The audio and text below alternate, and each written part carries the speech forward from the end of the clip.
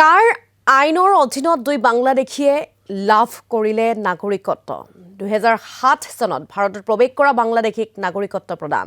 শ্ৰীভূমি জিলাৰ এগৰাকী মহিলা আৰু শিলচৰ চহৰৰ এজন ব্যক্তিয়ে লাভ কৰিছে নাগৰিকত্ব। শ্ৰীভূমিৰ মহিলাগৰাকীয়ে বিবাহ সূত্ৰে লাভ কৰিছে নাগৰিকত্ব।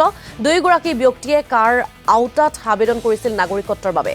নথি পত্ৰ পৰীক্ষণৰ অন্তত দুয়োগৰাকীয়ে লাভ কৰিছে নাগৰিকত্ব।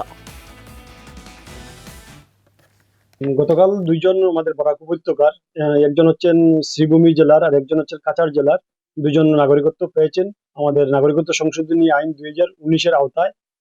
একজন হচ্ছেন ব্যানার্জি পদবীর, যিনি হচ্ছেন শ্রীভূমি জেলার বদরপুর থানার বাসিন্দা, আর আরেকজন হচ্ছেন শিলচর শহরের গোস্বামী পদবীর। যিনি মহিলা, উনি ব্যানার্জি পদবীর।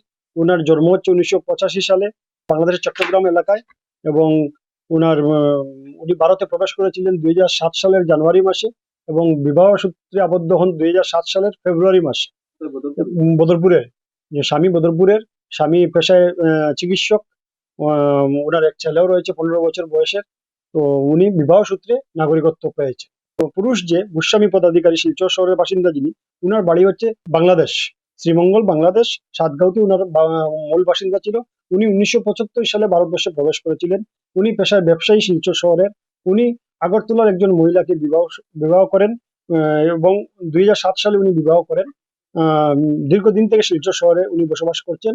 তো উনি সিটিজেনশিপ বাই ন্যাচারালাইজেশন পেয়েছেন। গতকাল দুজনই সার্টিফিকেট রিসিভ করেছেন।